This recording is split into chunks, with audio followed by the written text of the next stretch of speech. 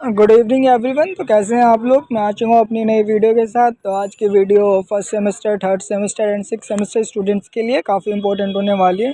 तो आज के टॉपिक में हम डिस्कस करेंगे reading Indian function in English का। जिन स्टूडेंट्स का एग्ज़ाम है, इसके इंपॉर्टेंट क्वेश्चन कौन से एग्ज़ाम में आ सकते हैं और कौन सा वो लोग प्रिपेयर करके जाएँ। तो आप लोग वीडियो को ध्यान से सुनना और इसकी बिल्कुल मत करना, क्योंकि मैं सारे इंपॉर्टेंट क्वेश्चन बताने वाला हूँ। मैं दो तरीके के क्वेश्चन बताऊंगा, एक जो 100% एग्ज़ाम में आ सकते हैं, एक वो जिन्हें आप पढ़ के चले जाओ, कुछ भी आ सकता है उनमें से। तो आप लोग पूरी वीडियो ध्यान से देखना। वीडियो अच्छी लगे तो वीडियो को लाइक ज़रूर करना और हमारे चैनल को सब्सक्राइब करना। तो आइए वीडियो स्टार्ट करते हैं। तो जैसा कि आप लोग हेडिंग में देख रहे होंगे, यहाँ पर reading Indian function in English लिखा है, important question by Pathan sir. तो मैं आप लोगों को दिखा देता हूँ कि क्या क्वेश्चन है जो आपके आ सकते हैं। तो सबसे पहले हम ये देखेंगे क्वेश्चन में कि क्या चीज़ है। तो पहला क्वेश्चन जो है, write a short note any of two, यानी आपको कोई ऐसा क्वेश्चन दे देंगे कि आपको शॉर्ट नोट लिखना पड़ेगा उनके ऊपर। शॉर्ट नोट मतलब लिमिटेड वर्ड में आपको वो नोट लिखना पड़ेगा उनके बारे में, जो कि आपकी कोर्स या आपकी बुक में से ही आएगा। तो पहला जो शॉर्ट नोट होगा, importance of the narrative in function, यानी किसी एक विषय के ऊपर, इंडियन फंक्शन के ऊपर आपको नोट्स लिखना है। और वो किस तरीके से लिखना है बता। तो गाइस, जो ये पहला वाला क्वेश्चन है, उसमें आपको नैरेटिव इन द फंक्शन, यानी जो नैरेटिव कहानी है, मतलब आपका इंडियन फंक्शन है, उसके ऊपर शॉर्ट नोट लिखना है। और फिर उसके बाद आता है दूसरा B part, the Vande Mataram song, यानी जो द वंदे मातरम है, हमारा राष्ट्रीय गीत कहा जाता है ये, उसके ऊपर आपको शॉर्ट नोट लिखना है। तो पहला ये शॉर्ट नोट का डन हो गया हमारा। उसके बाद आता है एक और है शॉर्ट नोट में, आज़ादी इज़ अ हिस्टोरिक नॉवल, यानी नॉवल जो है, नॉवल में किस तरह से आज़ादी को रिप्रेजेंट किया गया है, उसके बारे में आपको एक्सप्लेन करना है। जो हमें आज़ादी मिली है, यानी हिस्टोरिक नॉवल, आज़ादी जो हमें हिस्टोरिक मिली है, उसके ऊपर हमें एक शॉर्ट नोट लिखना है। फिर उसके बाद सेकंड क्वेश्चन आता है, what are the common literacy device use to analyse a novel discuss with example, यानी इसमें हमें बताना है common literacy device use to analyse a novel discuss with example. तो इसका मतलब ये हुआ कि मैं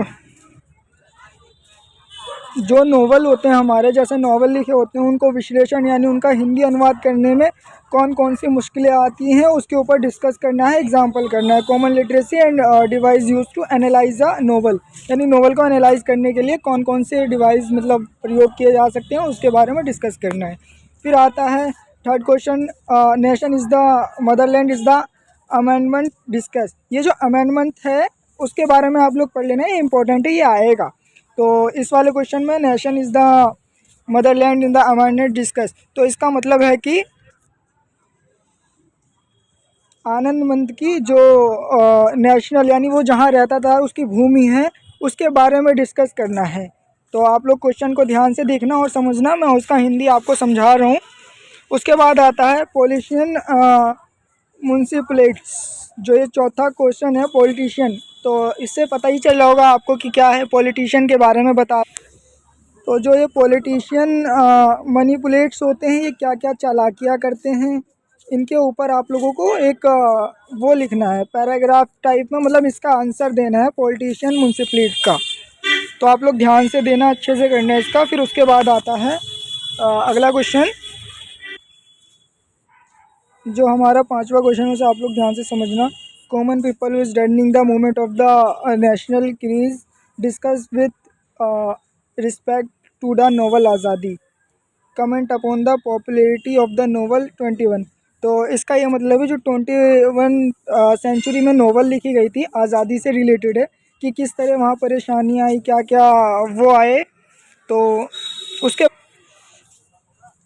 जब राष्ट्रीय संकट आया, तो लोगों की भूमिका क्या थी, उसके बारे में बताना है। To common people turning movement of the national crease, यानी जब वहाँ पे प्रॉब्लम्स आई, तो नोवेल ऑफ 21 सेंचुरी के ऊपर बना के आपको इसकी चर्चा करनी है, बताना है। उसके बाद सिक्स क्वेश्चन आता है, what role does revolution play in the consolidating in the idea of nationalism in the अमानत आनंदनत। तो इसके बाद इसमें ये पूछा गया है आपसे, आनंदमठ जो था, उसका राष्ट्रीय के प्रति जो प्रेम था, उसके बारे में बताना है कि उसकी क्या मजबूरियाँ रहीं कि उसको मजबूर करते थे लोग, उसके बारे में बताना है। फिर उसके बाद आता है how does explore the impact of partition of India on human physics, यानी इसमें आपको बताना है कि आज़ादी के टाइम क्या इम्पैक्ट पड़ा पॉपुलेशन ऑफ इंडिया पे, ह्यूमन फिजिक्स के बारे में बताना है। तो आप क्वेश्चन देख लें, इसके आंसर आप लोग निकाल लेना गूगल वगैरह से। उसके बाद आता है 8वां question, discuss the impact of the fiction और रीडर। तो इसका मतलब ये है कि मैं समझा देता हूँ। ओ शिट, नोट्स यार।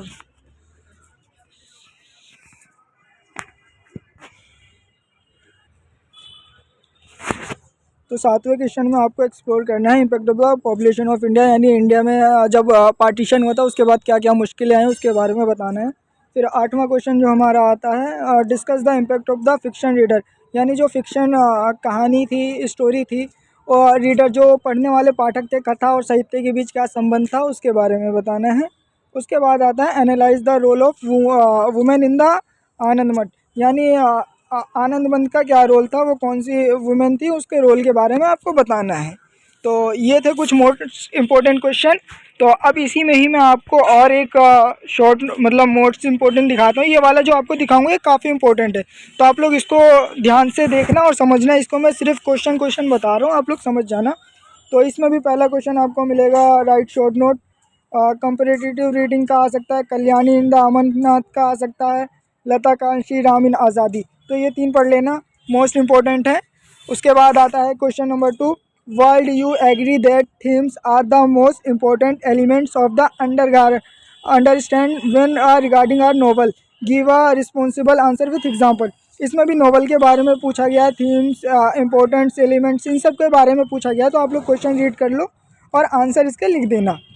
उसके बाद आता है हमारा 3rd क्वेश्चन। तो उसमें पूछा गया है, how does the Anandmath depict in the idea of the satisfy the self discipline, analyse the signification, यानी जो ये लाइन दे रखी है आपको इसको सिग्निफाइज करके लिखना है, ये मतलब इसका विश्लेषण करना है आपको। तो how does Anandmath depict the idea of, इनका जो आइडिया था सेटिफाइज एंड सेल्फ का, यानी खुद को संतुष्टि के लिए, तो उसके बारे में आपको डिस्कस करना है।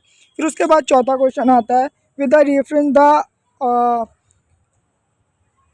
autobiographical elements in the novel Azadi, discuss how the personal example enable or not the authority of the telling and it is the impact of the readers, यानी जो रीडर्स थे वो रीडिंग फंक्शन पढ़ने के बाद उन पर क्या इम्पैक्ट पड़ा उसके बारे में पूछा गया है।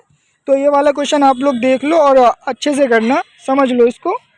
उसके बाद मैं आपको दूसरा दिखाता हूँ, जो हमारा 5th क्वेश्चन है, how is the novel the reflects the society, explain the difference political and the social elements, यानी जो हमारी नॉवल थी सोसाइटी रीडिंग इंडियन फंक्शन, उस पर उसका क्या इफेक्ट पड़ा, पॉलिटिशियन, सोशल एलिमेंट्स, यानी लोगों पर क्या प्रभाव पड़ा उसके बारे में लिखना है।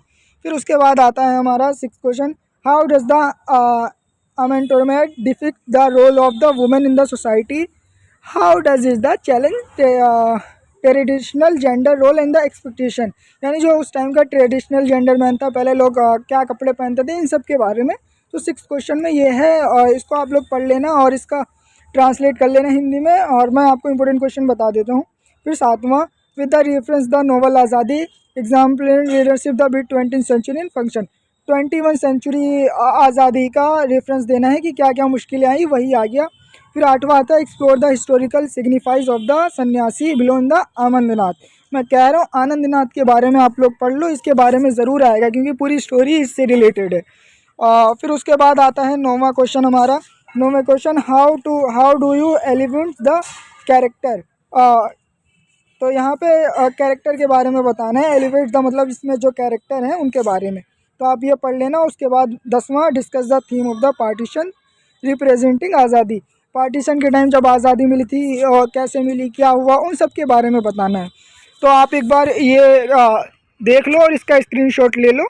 ये रहा आपका इम्पोर्टेंट क्वेश्चन, तो इसका स्क्रीनशॉट ले लो और आप लोग पढ़ लो। मैं फर्स्ट पेज का भी बता देता हूँ। तो इसमें से मैं आपको टिक करके बता देता हूँ कौन से मोस्ट इम्पोर्टेंट क्वेश्चन है। तो ब्लैक टिक से मैं टिक कर देता हूँ, ग्रीन टिक लगा देता हूँ मैं, आप लोग ध्यान से देखना।